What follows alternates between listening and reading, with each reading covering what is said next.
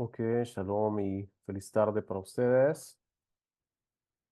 Hoy comenzamos el quinto capítulo del Masejet Midot. Quinto y último capítulo. Eh, en este capítulo vamos a ver medidas de la Azara y en general de toda la estructura del templo.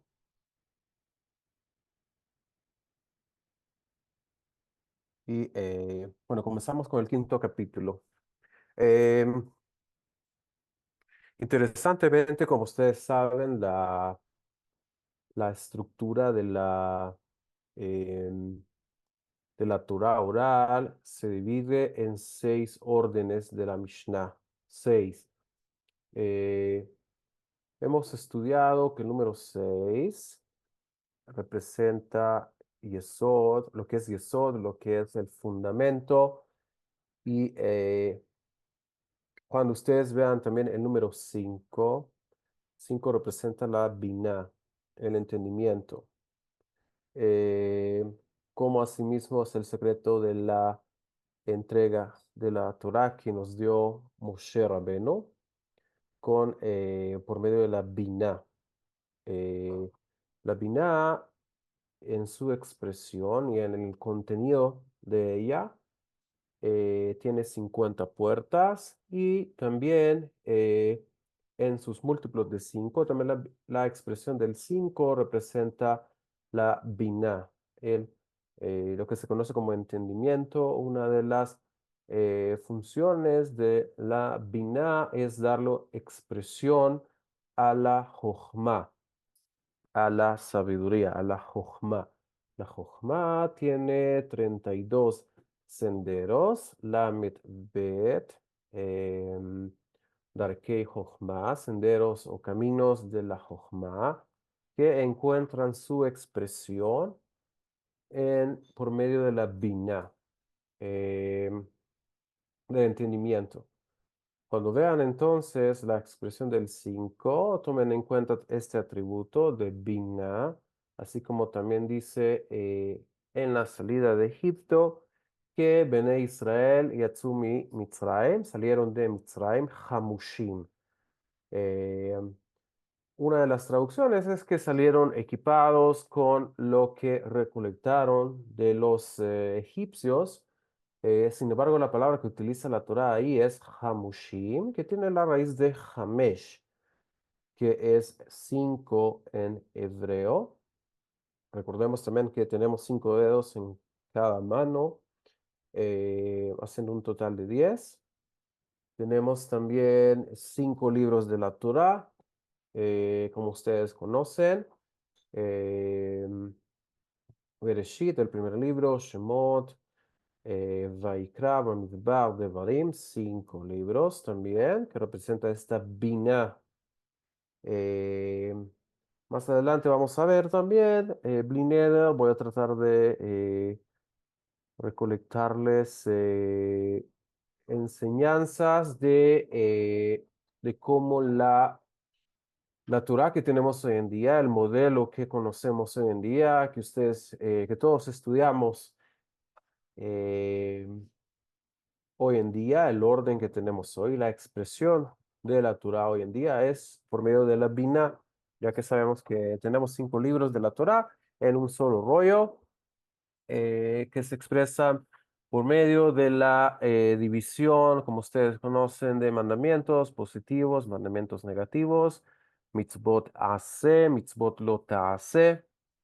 También saben, de la Torá, leemos que en las tablas de la ley que recibió Moshe, las segundas, ya que las primeras fueron rotas, se rompieron, tenemos la división de 5 mandamientos y 5 mandamientos. 5 mandamientos en una tabla, 5 mandamientos en otra tabla, 5 y 5, otra vez Binah. Y el secreto y el principio de lo que hemos estado estudiando continuamente, de lo masculino y lo femenino, como explica el Ramjal que los mandamientos de las tablas que Moshe llevaba en su mano derecha son de carácter masculino y los que llevaba en su mano izquierda son de carácter femenino. Hemos traducido también esto con el concepto de las mitzvot en mitzvot ase, que son mandamientos positivos en el cual usted requiere hacer una acción, una peulá, una acción específica para poder cumplir el mandamiento, que esto sería más que todo la esencia de lo masculino, hacer una actividad, actuar e influir por medio de una actividad que usted hace, una mitzvah, un mandamiento. eh, Esto sería la esencia de lo masculino y la esencia de lo femenino sería lo contrario, sería de prevenir o abstenerse de hacer una prohibición. Esto sería la esencia de lo femenino, como hemos estudiado, lo masculino siempre da, lo femenino siempre recibe.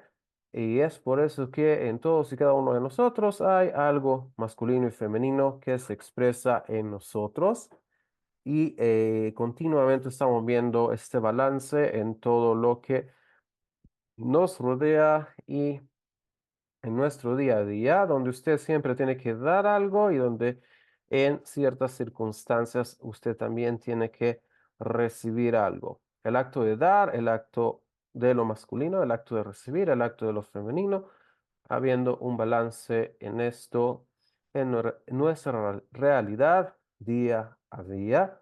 Lo mismo sucede con la esencia de la Torá, una esencia que tiene ambas eh, esencias, valga la redundancia, de lo masculino y lo femenino, en donde usted requiere hacer una actividad, un mandamiento, eh, lo cual tiene un carácter masculino y también viceversa y lo contrario, donde hay más mandamientos negativos que positivos, como sabemos, hay 365 mandamientos negativos, mitzvot lo ta'aseh, en donde usted tiene que abstenerse de hacer una actividad o de pasar, haz shalom, una prohibición, de no hacer una prohibición o una transgresión.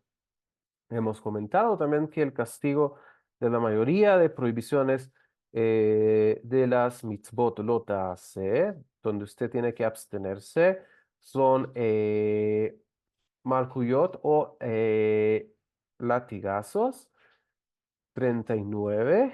Vamos a estudiar esto con un poco más de detalle, como lo trae el Rambam más adelante, y también la pena capital, los tipos de pena capital que había y cómo se llevaban a cabo, Blineder, más adelante. En general, el castigo de las mitzvot lota se castigaban de esta forma, en general, y también una transgresión de un mandamiento negativo. En algunas circunstancias también requiere de traer sacrificios al templo y en otras circunstancias también requiere que usted repare o devuelva. Reponga el daño que pudo haber causado a una segunda o tercera persona. Esto en el caso cuando hay daños a segundos o a terceros. Recordando también que en la Torah tenemos los mandamientos que son que la pei a Makom, frente al Creador, mandamientos en los que usted se ve involucrado directamente con el Creador, por ejemplo, las berajot que hacemos todos los días, las bendiciones por la comida y bendecir al Creador en la mañana con las birkot ashachar, las bendiciones de la mañana. Usted bendice directamente al Creador, son mandamientos entre usted y el creador. Nadie más está involucrado en el acto de hacer y llevar a cabo estos mandamientos. Tenemos también el segundo grupo, que son las mitzvot que la pei Haveró. Ben Adam le Haveró y Ben Adam la Makom. Entre el hombre y cuando decimos Makom, nos referimos al creador. Y cuando decimos Ben Adam entre el hombre le Javero y su amigo o compañero o su prójimo. Nos referimos obviamente a las personas que nos rodean, tomando en cuenta que nuestro prójimo más cercano, en caso de los que estamos casados o casadas, sería nuestro cónyuge, nuestra pareja y nuestra familia cercana, y así extendiendo el círculo desde adentro hacia afuera. Estos son las personas con las cuales sabemos que interactuamos día a día y con las cuales también tenemos la obligación de comportarnos bajo los reglamentos que nos dictamina la Torá frente a nuestro prójimo y dentro de un grupo, sea pequeño o sea más extendido de la sociedad y dentro de todo el pueblo de Israel. Esto con respecto a los mandamientos Ben Adam le Javero, entre el hombre y su compañero o su prójimo. Tenemos también esta división en mandamientos positivos, negativos, mandamientos hacia el Creador y mandamientos hacia otra u otras personas. Todo este modelo que recibimos de la Torá que Moshe recibió en el monte Sinaí. Todo este modelo está basado en la Binah, en el entendimiento, la base del 5, y es por eso que la Torah escrita, Torah Shebichtav, la Torah escrita, está basada en la Binah, en el 5. ¿Qué pasa con la Torah Shebe'al Peh? La otra sección, la otra cara, el otro aspecto importante de la Torah, que es la Torah oral. La tenemos dividida en 6 órdenes. La Torah escrita 5, la Torah oral 6. 5, Binah, entendimiento. Torah oral 6, que es Yesod o fundamento. Eh, Llevándolo también al concepto del Mashiach, tenemos que Mashiach ben David o el hijo de David representaría la Torah escrita, el 5 la Binah, y Mashiach ben Yosef, el Mashiach hijo de Yosef, el concepto de ben Yosef, como espero que algunos o todos hayan escuchado acerca de este concepto. Mashiach ben Yosef está basado en Yesod, que es 6. Sabemos que Yesod también representa a Yosef Atzadik, quien sería la imagen y el epítome del Yesod, de lo que es el fundamento, que como decimos es el atributo que recibe de los atributos que se encuentran en la derecha y los de la izquierda, todos llegan a ambos atributos que son Netzach, lo infinito, a la derecha, y Od, la magnificencia, a la izquierda. Ambos entregan de sus fuerzas a Yesod, fundamento, que es la sexta sefirá, como dijimos, el sexto atributo, desde el atributo de Gesed, sería el sexto, llegando a Yesod. Decíamos también que uno de los nombres de este atributo es Kol, Kaf Lamed, que significa todo, ya que todo llega a Yesod, y Yesod entrega a Malhut, al atributo del reinado, a Malhut, que sería el último atributo con una esencia francamente femenina que representa, como hemos dicho, la última Hei del nombre divino del Yud Kei Vav Kei, el nombre de 4 letras. Y representa el mundo, la dimensión de Asia con Ain, que es el mundo físico que todos conocemos.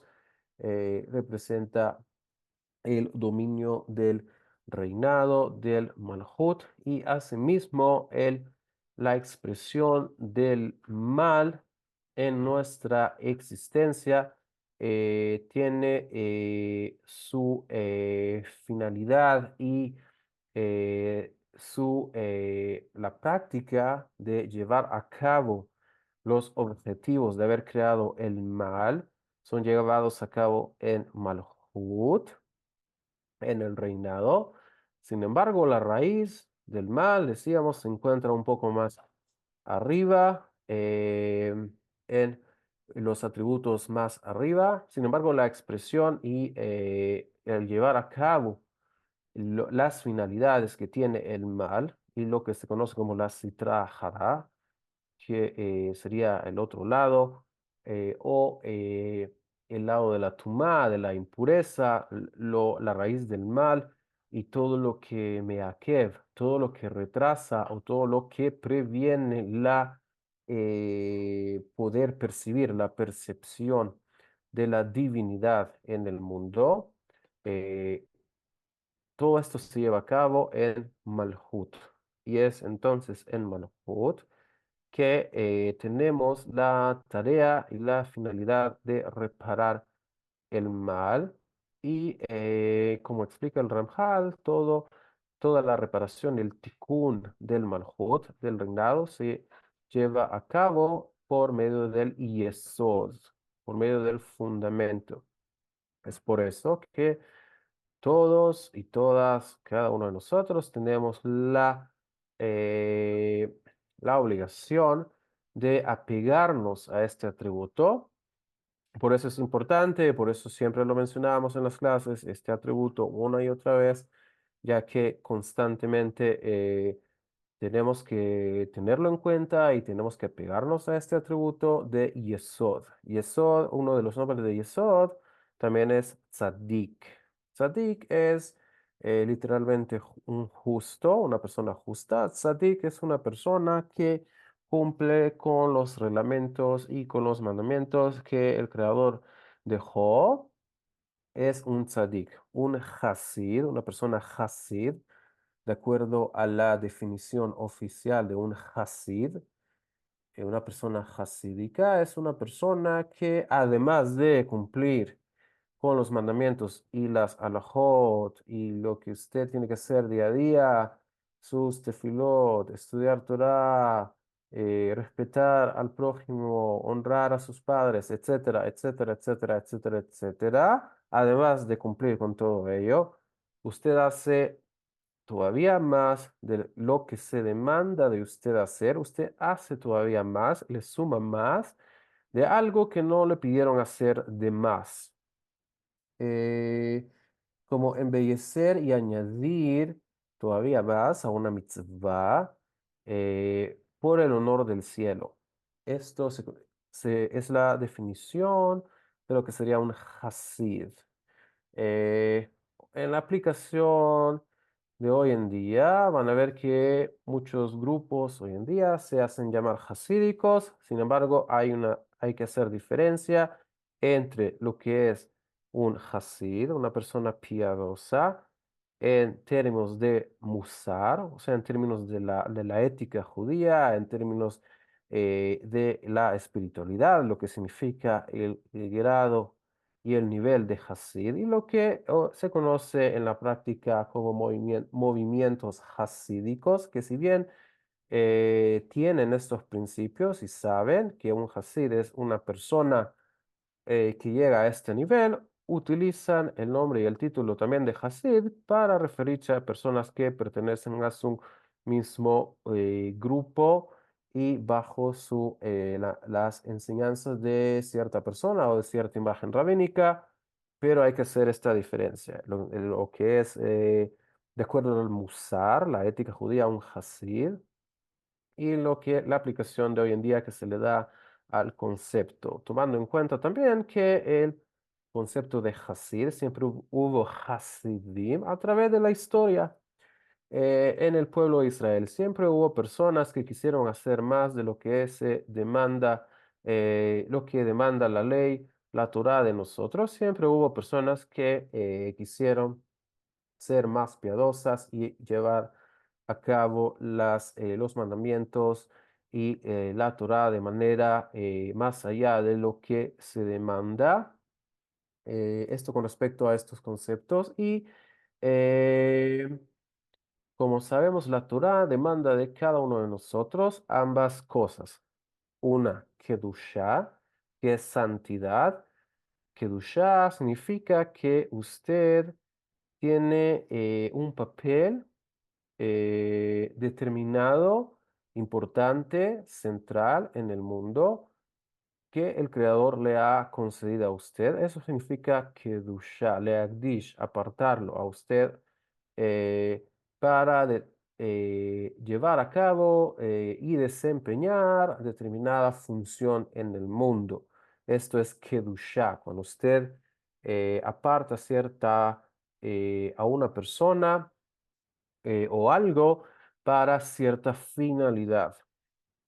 En el concepto del templo, leagdish, consagrar algo, significa que usted, en caso de animales, que usted consagró determinado animal para que ese animal sea sacrificado en el altar. Esto con respecto a animales. Usted también puede consagrar objetos de valor que tenga y que usted quiera donar al templo, sean de oro, sean de otros materiales, incluso madera, aceite, como se sabe, vino, como sabemos, como hemos estudiado con respecto a las libaciones, usted consagra algo al Creador. Eh, Al momento de consagrarlo, esto adquiere un significado distinto y especial que con respecto a lo demás que ha sido creado y fue creado por el Creador y se encuentra de manera natural en el mundo. Esto con respecto a leagdish, a consagrar algo, apartarlo, darle un significado específico, especial, único y que vaya a desempeñar una labor específica en el diseño de la creación. Esto sería el asunto de la kedusha, lo que conocemos como santidad. Esto sería el concepto de kedusha.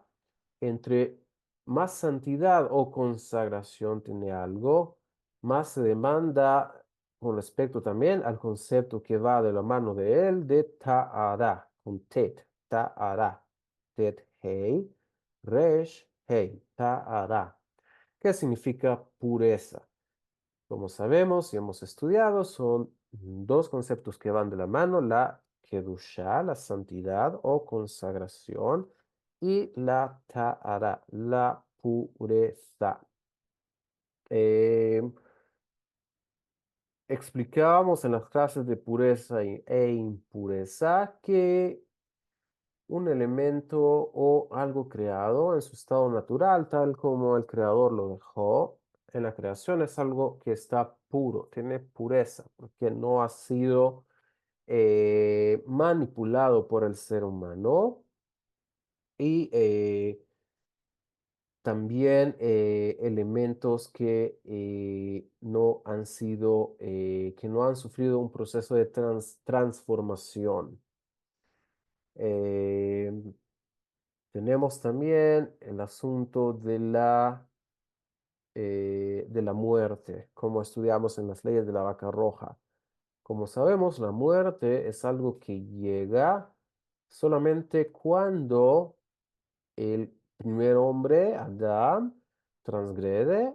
Entonces la muerte toma un lugar en el modelo de la creación, como lo tenemos hoy en día. El asunto de vida y de muerte, donde la muerte solamente toma un lugar cuando hay ausencia de vida. Entonces la muerte toma el lugar donde hay ausencia de, como la oscuridad, donde hay ausencia de luz, como el frío, donde hay ausencia de calor, así también la muerte, donde hay ausencia de vida. Hablábamos y decíamos que el concepto de impureza es justamente esto, cuando se crean espacios vacíos, es donde se crea la posibilidad de la impureza. Esto con respecto a la muerte, donde hay un cuerpo que ha quedado sin vitalidad, da lugar y es un espacio vacío hasta cierta medida de que la muerte pueda estar ahí eh, hasta cierto momento, que es hasta cuando todo el proceso de reparación se complete y la finalidad por la que fue creada el mal y la muerte cumplan y lleguen a sus objetivos finales, que esto sería lo que se conoce como el fin de los días o Ketz Ayamim, el fin de los días o los últimos días o el fin de los tiempos. El concepto de un final quiere decir un final en el sentido que no que termina todo, ya que sabemos que vamos a seguir viviendo en una dimensión espiritual, nuestra alma es eterna y regresa al Creador. Un fin es con respecto en el sentido de alcanzar una finalidad, un punto culmine a donde se esperaba que eventualmente íbamos a llegar a este punto. Esto es lo que se conoce como el fin de los días, el fin de los tiempos, Ketz Hayamim o Aharit Hayamim, varios nombres que se usan para referirnos al día, siempre en los profetas. Lo van a ver como un día y nada más, un día. Siempre está así en los profetas. Bayom A'u, en este día. Siempre lo van a encontrar así en los profetas, de un día, no de varios días, ni de una semana, ni de un año, ni de 1000 años, un día. Un día que, ¿qué va a pasar en este día? Toda la creación va a llegar a este punto en el que el mal ya no tiene más que darle a la creación. Cumplió con todos sus objetivos, llenó todo el checklist, la lista de todos los objetivos que tenía que cumplir el mal, incluyendo la muerte en el modelo del mal, y ya no hay más que hacer, el mal ya no tiene más que hacer en este modelo y cumplió con sus objetivos. Al llegar a este punto culmine, cumbre del mal, ¿qué va a suceder? Como sabemos, el origen del mal viene del bien, de la Kedushá, del modelo tal cual el creador quiso que así sea. Y es por eso que el creador tiene control también de lo que sucede en los dominios del mal. A pesar que para nosotros no es tan evidente como el creador controla y domina también este dominio, valga la redundancia. Sin embargo, sabemos por medio de nuestra tradición, también está escrito en los Salmos, Hashem Bashamayim Ejim Kiso, Hashem preparó su asiento, su silla en el cielo. Umal Jutó y su reinado, Bakol Mashala, está en todo dominio, lo que quiere decir tanto en el dominio del bien, de la Kedushá, como en el otro dominio, el dominio del mal, de la oscuridad, de la división, del caos y del alejamiento de la divinidad. Eh, Al cumplir su finalidad del mal, no le va a quedar más que regresar al lugar, a su fuente de origen, que es en el bien, en la Kedushá, y es entonces cuando el mal se torna en bien. Y es cuando ustedes seguramente han escuchado, cuando dicen Akol Letová, todo es para bien, se refieren a estos conceptos de que el mal finalmente se va a tornar en bien. Y todo lo que aparentemente para usted fue malo, o que fue adverso, o que fue un sufrimiento, o que fue una prueba, algo que usted lo vio como algo negativo, o como algo que le produjo un alejamiento de Hashem, de poder percibir al Creador. Al final de los días, al llegar a este día del que hablamos, todo se va a tornar para bien y retrospectivamente vamos a ver cómo todo el proyecto realmente era para alcanzar el objetivo de llegar al bien. Este proceso se conoce como el proceso de Ijud, el proceso de unión, y es justamente eh, cuando el dominio del mal se torna en bien, y es como cuando dicen los maestros de la mística judía que el mal hace shuvah, o sea que regresa en shuvah, que todo lo malo y todo lo que una vez fue muy, muy adverso para nosotros, ya que nos presentó muchas pruebas, alejamientos, sufrimientos, etcétera, etcétera, etcétera, etcétera. Todo esto se torna en bien, ya que el mismo mal, la misma raíz del mal o la misma expresión del mal regresa a su raíz. La raíz del mal, como dijimos y como explica el Ramjal, está en el Kodesh HaKodashim de el mundo de la Beria, el segundo mundo, luego del mundo de Atzilut. Eh, Ahí se encuentra la raíz y al entonces el mal regresar a su raíz, absolutamente todo se torna en bien, y retrospectivamente usted va a apreciar que todo lo que sucedió al fin y al cabo fue para su propio bien y para que el Creador le diera méritos a usted, y para que finalmente cuando como leemos en el libro de Daniel, algo que se conoce como Atik Yomin. En español lo conocemos como el anciano de días, que lo leemos en el libro de Daniel. Es por medio de este proceso de Atik Yomin, del anciano de días, que pasamos de el modelo de bien y mal en el cual estamos hoy en día al modelo de solamente Rahamim, de solamente misericordia, y el modelo donde usted pasa a recibir la recompensa de todo el mérito que usted acumuló a través de su vida o de sus vidas en las diferentes reencarnaciones. De todo este mérito que usted fue acumulando, llegamos a este punto del Sahar y del Tanuk, de disfrutar, del disfrute y el recibimiento de la recompensa por todo el mérito que usted fue acumulando a lo largo de su vida o de sus vidas. Y entonces, retrospectivamente, usted, todos nos daremos cuenta de lo que nos pasó a través de la vida o de las vidas, fue todo para bien y para darnos mérito, y que podamos recibir la recompensa no por medio de la tzidká, sino por medio del mérito.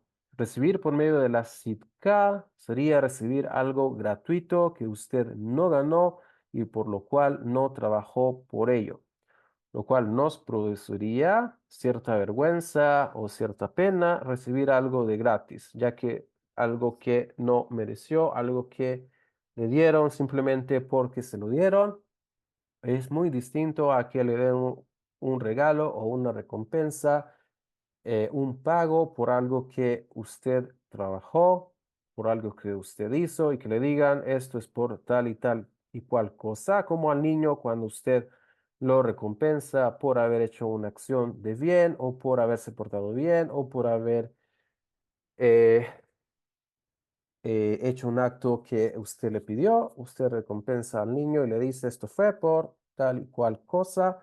El niño siente esa gratificación de haber hecho algo.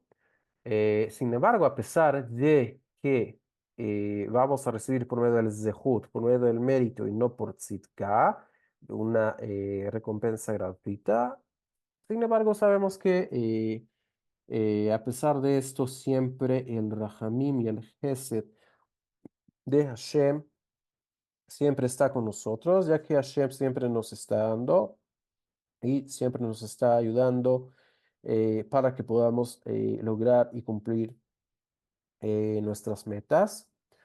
Eh, bueno, vamos a comenzar con el último capítulo. Realmente no es largo. Eh, Espero que tal vez hoy o la próxima semana ya lo terminemos y terminamos con esto ya el Masejet Midot, Beshaa Tová, en buena hora. Y Besrat Hashem seguiríamos viendo el tema del tercer templo, 5 capítulos del Ramjal, de un trabajo que él hizo que se llama Mishkenei Elión, los santuarios superiores, eh, con el tema del tercer templo. La Mishnah Aleph 1 nos dice entonces, Midot Azara le Orej, las medidas de la Azara o del patio principal de los sacerdotes, nos dice, Kol Azara Aita Orej Mea Ushemonim Vesheva, Al Rojav Mea Ushaloshim Bechamesh, מן המזרח למערב 187, מקום דריסת ישראל, 11 אמה. מקום דריסת הכהנים, 11 אמה. המזבח 32, בין האולם ולמזבח 22 אמה. וההיכל 100 אמה ו11 אמה לאחורי בית הכפורת.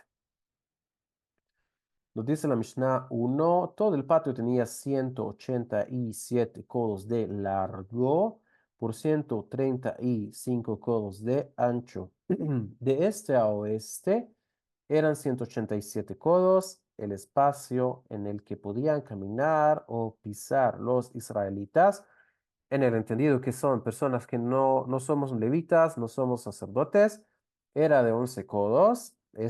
Dentro del patio de los sacerdotes había un espacio de 11 codos que se llamaba la Ezrat de Israel, donde personas que no pertenecemos a la tribu de Leví podíamos estar dentro de este patio.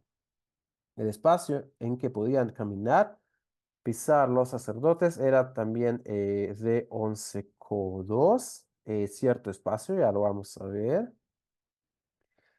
El altar ocupaba 32. Como vimos cuando hablamos del altar, 32, como los 32 senderos o caminos de la sabiduría. Entre el pórtico y el altar habían 22 codos. Donde estaban las 12 gradas hacia el pórtico. Vimos y estudiamos estas gradas. El Ejal ocupaba 100 codos. Y por detrás del Beit HaKaporet, que es el Kodesh HaKodashim, habían 11 codos. Recordemos, el Ejal es el edificio propiamente dicho del templo. Lo estudiamos y vimos cómo tenía estas dimensiones de 100 por 100.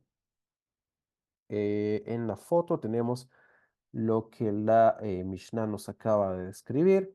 Tenemos donde está el crucero, el Mizrach, o sea, el este, el eje principal del templo, entre este y oeste. Ma'arav es donde está ahora el oeste, es donde está ahora el crucero. Y las medidas serían de esta forma. Tenemos en el patio principal, toda esta área es el patio principal de los sacerdotes, lo que se conoce como Azara en general. Azara con Ain, todo lo que está en color. Eh, Tenemos con la letra, vamos a empezar con la Aleph, que está más arriba, sin embargo, quiere decir la medida de lo total, o sea, de todo lo que está coloreado. Vemos que entre este y oeste, de abajo a arriba de la imagen, de lo coloreado, son 187 codos y de sur a norte 135, como vemos con la letra Aleph. Con la letra Bet sería la Ezrat Israel, el patio de Israel, que como vemos se encuentra entre el Duján, que son las gradas o el estrado donde los levitas se paraban para tocar los instrumentos musicales y cantar, y el patio de los Kohanim, de los sacerdotes. Este pequeño espacio con la letra Bet, donde está ahora el crucero, es la Ezrat Israel, que decimos es donde todos los que no somos levitas podemos llegar a este lugar y de esta forma traer lo que nos corresponde traer en determinada ocasión, en determinada fiesta, como hemos estudiado en clases anteriores. Luego con la letra Gimel otros 11 codos de la Ezrat Kohanim, de este pequeño espacio que en la Mishnah lo llaman también Ezrat Kohanim o el patio de los Kohanim. Sin embargo, en general, tomemos en cuenta que todo lo que está coloreado se le llama también Ezrat Kohanim o el patio de los Kohanim. Sin embargo, este espacio para em, con respecto a la Mishnah, para entenderlo, son estos 11 codos que están acá. Regresando, 11 codos del Ezrat de Israel, 11 codos del Ezrat Kohanim, que es este espacio, que está en morado con la letra Gimel, con la letra Dalet, eh, el espacio de, el Mizbeach o el altar, decíamos, 32 codos. Luego tenemos la letra Hei, que sería entre el Ulam, o sea, entre la entrada del edificio propiamente del templo y el altar. Este espacio, 22 codos, incluyendo el espacio de las gradas, de las 12 gradas para subir hacia el edificio. Luego la letra Vav, lo que está con azul más claro, donde está ahora el cursero, serían los 100 codos que hemos dicho que tiene todo el edificio, desde la pared externa más este del Ulam hacia la pared más occidental, por detrás del Kodesh HaKodashim. 100 codos. Luego con la letra Zain, donde ahora está el crucero, la letra Zain es Leahorei Beit HaKaporet, o sea, por detrás del Kodesh HaKodashim, 11 codos. Eh, mencionándoles una enseñanza que trae el Ramjal con respecto a estos 11 codos por detrás del Kodesh HaKodashim. Eh, explica él que en este espacio de los 11 codos es el lugar donde la Sitra Hará, o sea, el mal, tomaba su fuerza, o sea que de ahí se alimenta, se alimentaba. Recordemos que el concepto del templo es el concepto de la Atzilut, el concepto de la unión, el concepto donde ya no existe mal. Sin embargo, ¿qué sucedió? Sabemos y hemos dicho que en los modelos que existieron antes del tercer templo que estamos esperando, son modelos que se encontraban fuera del dominio de Keter, de la corona.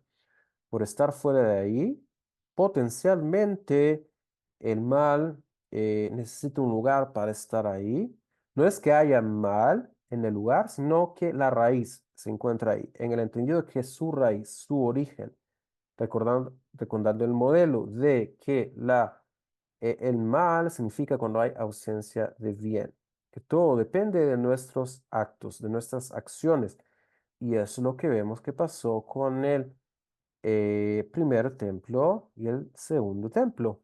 Teníamos estos 11 codos por atrás del Kodesh HaKodashim que serían para la raíz del modelo del mal, en donde, dependiendo de nuestros actos y de las transgresiones que se cometieron en ese tiempo, tomó su fuerza y creció más, y debido a que creció y tomó fuerza, el mal, el templo fue destruido, el primer templo y el segundo templo.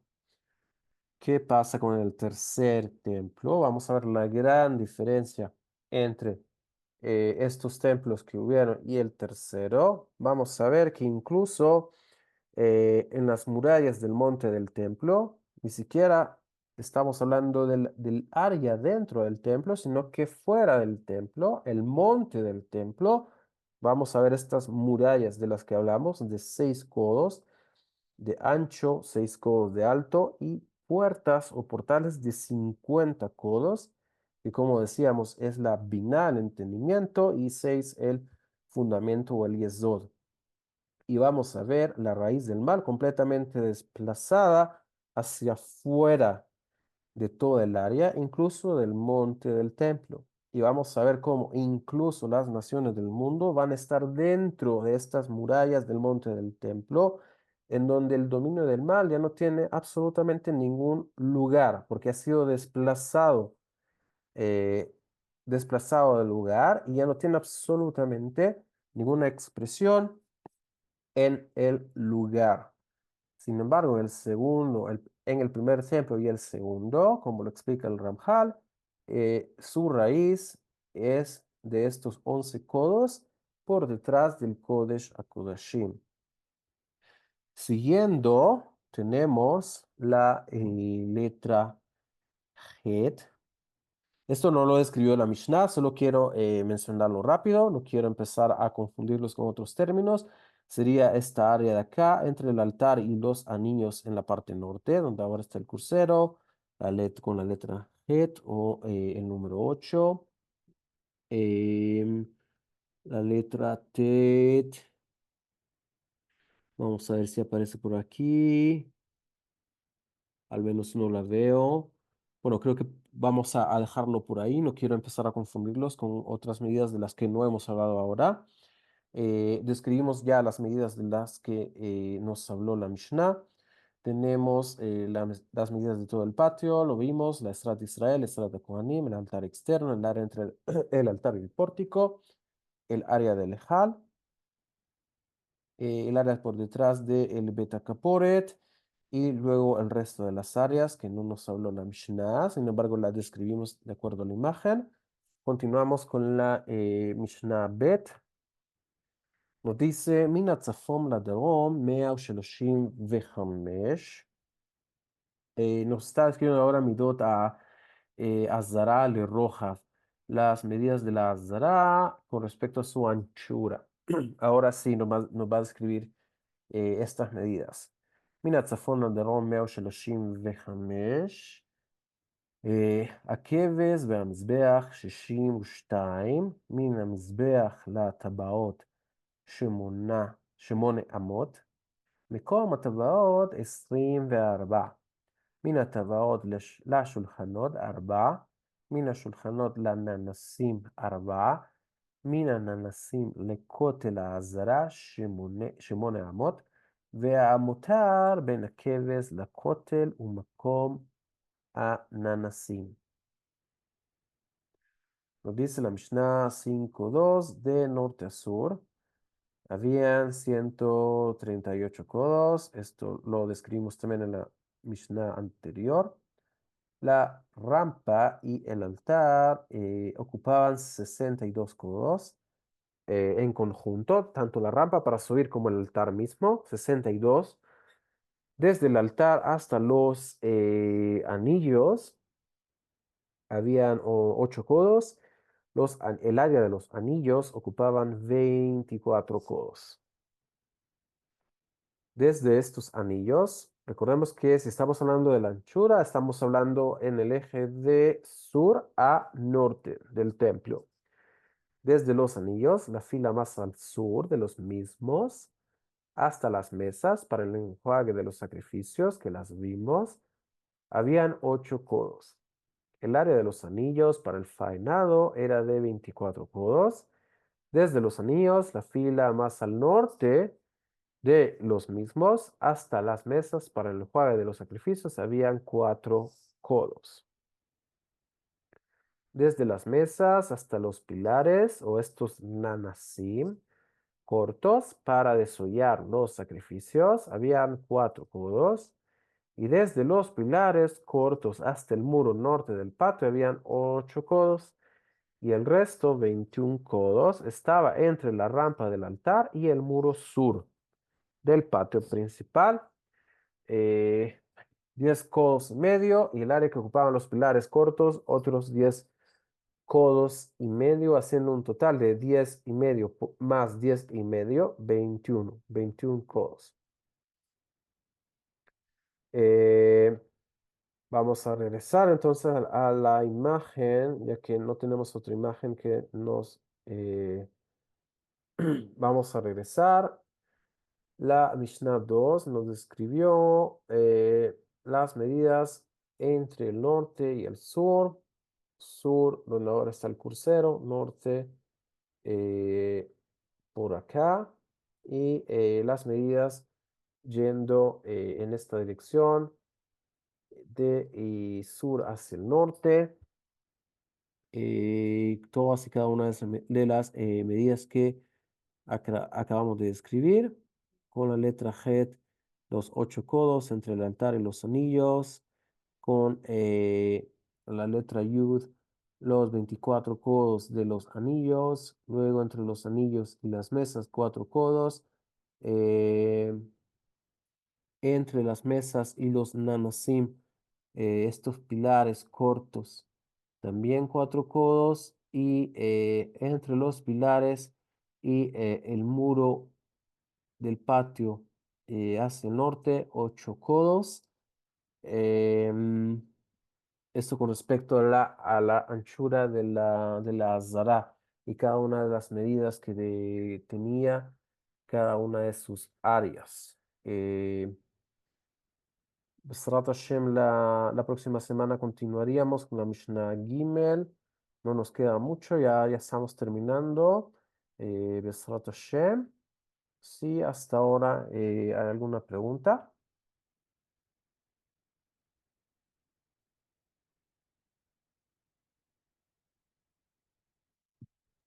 More, yo tengo una pregunta.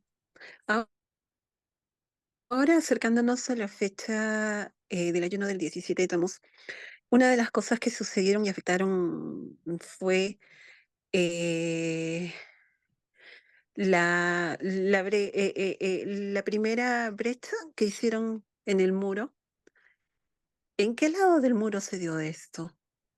¿En qué parte del templo? ¿Y qué consecuencias trae esto? Porque con el ser humano al hacer esta primera brecha. Ok, recuerde que tenemos el periodo entre el 17 de Tamuz, el 9 de Av, entre estos 2 meses. eh, son, es un periodo de 3 semanas. Cuando abrimos de brechas, tenemos que tomar en cuenta que la ciudad en aquel tiempo antigua de Jerusalén tenía murallas. La ciudad era una ciudad amurallada y también habían murallas en el área del templo. Con respecto al templo, con respecto a su pregunta, históricamente siempre la conquista del templo fue por el norte. Tanto los babilonios como los romanos entraron, hicieron su brecha por el norte. Hemos comentado y explicado cuál es el asunto del norte. Recordemos que cuando estudiamos los puntos cardinales y el significado de los puntos cardinales, vimos que el norte es el lugar donde está la oscuridad, frente al norte. Eh, Está escrito también en el profeta Irmiyahu. Jeremías nos dice, Mi atzafon tipatach arra. El mal vendrá de el norte. Incluso hoy en día puede ver cómo justamente al norte de Israel tenemos los archienemigos de Israel, que es Irán, una nación que está al noreste de Israel, cuando usted ve el mapa, y es desde donde hoy en día están atacando Israel un grupo de terroristas que se llama Hezbollah o Hezbollah. Están atacando Israel. Ellos se encuentran en el Lebanón o el Líbano, que está hacia el norte de Israel.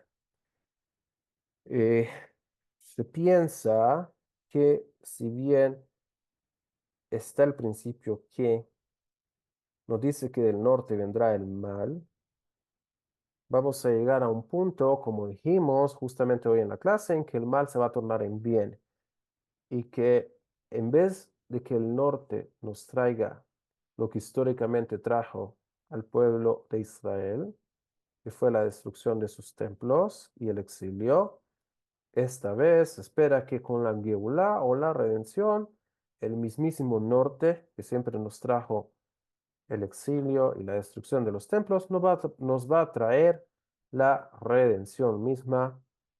Y es como comentan hoy en día muchos rabinos que estos grupos terroristas y el origen mismo y la cabeza de la serpiente, Irán, que está también al norte, nos va a traer la redención final del pueblo de Israel, ya que desde los lentes con que ellos ven el mundo y su realidad, ellos sueñan con lo que fue prometido en la religión de ellos y en el Corán, como dijo el profeta de ellos, que la religión de ellos va a conquistar el mundo y por lo tanto están esperando que también Israel sea conquistada nuevamente y que la religión de ellos se extienda por todo el mundo y que sea la que gobierne el mundo. Esto por medio de los lentes de ellos. Tenemos también el otro lado, los cristianos que también creen que en el futuro vendrá el redentor de ellos y hará lo que tenga que hacer y también el punto de vista de ellos será lo que gobierne y controle el mundo por la eternidad. Tenemos la tesis de ellos y la tesis de ellos, una por un lado, otra por otro lado, y tenemos las palabras de nuestros profetas. eh, Esto con respecto al norte, con respecto al significado de qué significa. Ok, sumándole a su pregunta, tomemos en cuenta también de el tiempo.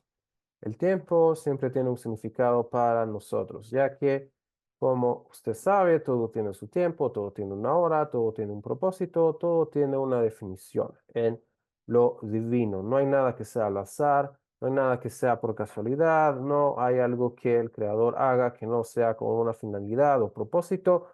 Sin embargo, no siempre podemos entender lo que sucede y hacia dónde, hacia qué finalidad o de qué manera el creador está trabajando, ya que no podemos percibirlo, no podemos entenderlo, la forma en que él tiene. Sabemos y conocemos principios de cómo él actúa, el principio de la justicia, el principio de la bondad, etcétera. Están los atributos divinos. Tenemos cierta idea y principios de cómo él actúa y de cómo dentro de lo que conocemos nosotros nos tenemos que relacionar con él. Sin embargo, en la profundidad y la raíz de lo que sucede, todo está en lo que se conoce como Ailem o lo que está oculto y lo oculto dentro de lo oculto y etcétera. Eh, con respecto al tiempo, tenemos que entre estos 2 meses, eh, el tiempo, Besat Hashem también lo vamos a ver, lo vamos a estudiar. También tiene que ver con las tribus de Israel y hay 4 series de 3 meses que se relacionan a 4 campamentos y que había en el desierto. Esta serie de 3 meses que justo acabamos de comenzar, el mes de Tammuz, es del grupo del campamento que viajaba al sur, Reuben, Shimón y Gad, las 3 tribus. El mes de Tammuz, el mes de Av y el mes que le sigue, que es el Lul. El mes de Tammuz corresponde a Reuben, el mes de Av corresponde a Shimón, el mes de Lul corresponde a Gad. Tome en cuenta que las tribus, la tercera tribu, siempre de estos 4 grupos, siempre es una tribu que representa unión, que siempre une a todas las demás tribus, como lo es Gad. Sabemos que el mes de Elul es el mes de la Shuvah, el mes del arrepentimiento, en que hay que hacer conciencia, Heshbon Nefesh, y reparar regresar en Shuvah, Tefilot, están las Selijot, etcétera, etcétera. El mes de Elul tiene una energía muy especial para acercarnos nuevamente al Creador y en general todo a Israel también. Esto con respecto a Gad. Le voy a poner otro ejemplo de un mes que nos trae mucha unión, el mes de Kislev. El mes de Kislev en el invierno es el mes de Benjamín. Como sabe usted, Benjamín viajaba en el occidente con Efraín, Menashe y Benjamín. Benjamín, la tercera tribu de este grupo, también una tribu de unión. En este mes tenemos la fiesta de Hanukkah, la reanudación de los sacrificios en el tiempo del segundo templo. Benjamín es una tribu que produce también nuevamente unión entre todos. Le pongo también otro ejemplo, siguiendo en el tiempo, tenemos el mes de Adar. El mes de Adar, el mes de la alegría, es el mes de Naftali. Naftali, la tercera tribu que viajaba en el norte. Tiene Dan, Asher y Naftali. Naftali, la tercera tribu. También otra tribu que nos produce unión, el mes de Adar, el mes de la fiesta de Purim, en que todo el pueblo de Israel en ese tiempo fue salvado del exterminio por medio de Amán en tiempos del imperio persa. Como vemos, es un mes que también nos produce alegría y unión, el mes de Naftali. Eh, Esto con respecto al tiempo, con respecto a los meses, Besrat Hashem, hay una clase acerca de esto, los meses, las tribus, etcétera, etcétera. Regresando a la temporada en la que estamos ahora, el verano acá en Israel, tenemos a Reuben, Shimón y Gad. Eh, Como sabemos, el asunto de los primogénitos es un asunto extremadamente central, importante, no vamos a hablar mucho de ello, sin embargo, sabemos que hay un inyan, hay un asunto siempre con los primogénitos, eh, y en eso tenemos a Reubén. Eh, en general, como pueblo, también a Israel, el pueblo de Israel se considera también como un primogénito, como lo dice la Torá, Israel es mi primogénito. Eh, y sabemos que como primogénitos, al igual que Reuben, tenemos que hacer arrepentimiento y regresar al Creador. Y es uno de los mensajes de este tiempo, volver en Shuvah, como lo hizo Reuben al final. Eh, Esto con respecto a Tammuz, que fue la conquista de la ciudad de Jerusalén, la toma de la ciudad de Jerusalén. Llegamos al siguiente mes, que es el mes de Av, que es el mes de Shimón. El mes de Shimón, como sabemos, Shimón, y como lo hemos explicado, Shimón es una tribu que dentro de la división, dentro de las tribus, tenemos tribus que se encuentran a la derecha, o sea, en la parte de Gesed, la bondad, y otras tribus que están hacia la izquierda. Shimón es una de las tribus que se encuentran a la izquierda. Recordemos que la izquierda, la parte femenina, el lado de los atributos de la izquierda, atributos femeninos, representan también din, representan juicio, representan estricta justicia. Y es justamente Shimón, la imagen de la justicia y de lo estricto que tuvimos que pagar la cuenta como pueblo por las transgresiones y fue justamente en este mes, el mes de Shimón, que el templo fue destruido. El ajuste de cuentas vino en Av, que representa Shimón, que representa el juicio. Recuerde que Shimón y Leví fueron los dos hermanos que quisieron matar a Yosef. Rubén propuso solamente tirarlo al pozo y luego sacarlo de ahí. Shimón y Leví querían terminar con él, ya que ambas tribus se encuentran en la parte izquierda del juicio, tanto Shimón como Leví, como hemos comentado. Con respecto a Leví también, y es por eso también que lean en Bereshit, en el libro de Génesis, que nos dice el patriarca Jacob, que Shimón y Leví son Klei Hamas, juntos, son armas de destrucción, ya que Shimón y Leví juntos son juicio puro y un juicio estricto puro trae destrucción, lo aleino, y es por eso que el patriarca mismo, sabiendo la raíz espiritual de ellos dos, los separó en Israel, teniendo entonces las ciudades levíticas con respecto a Leví dispersados en todo el territorio de Israel y las ciudades de Shimón dentro del territorio de Judá. Ninguno de los dos recibió territorio solamente de él, donde toda la tribu estaba concentrada en un solo lugar. En el futuro, como lo vimos en clases anteriores, Shimón va a estar en su propio territorio y Leví va a estar siempre como lo estuvo, sin embargo, con una distribución especial con respecto a Jerusalén. Lo vamos a ver más adelante.